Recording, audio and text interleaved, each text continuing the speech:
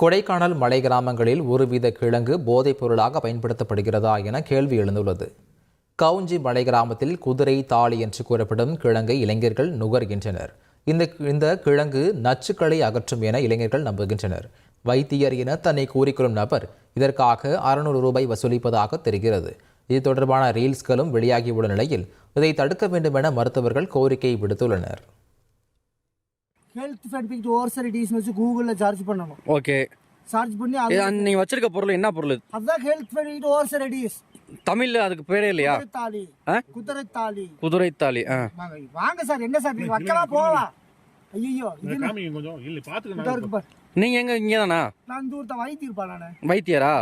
வைத்தியர் அதான் கேக்குறேன். அதனால நமக்கு வைத்தியசாலை இல்லையா? வேற எங்க வைத்தியசாலை இல்லையா? வைத்தியசாலை 26 வருஷம் கேரளால இருந்து வைத்தியம் படிச்சு முடிச்சிட்டு வந்துட்டாங்க. நாட்டுக்காரன் பார்த்தா போறேன் இங்க வாடான்ட்டேன். இந்த மாதிரி விஞ்ஞானபூர்வமா நிரூபிக்கப்படாத எதையுமே நம்ம செய்யறது நம்ம உயிருக்கு கூட சில நேரங்கள் ஆபத்தாகலாம்.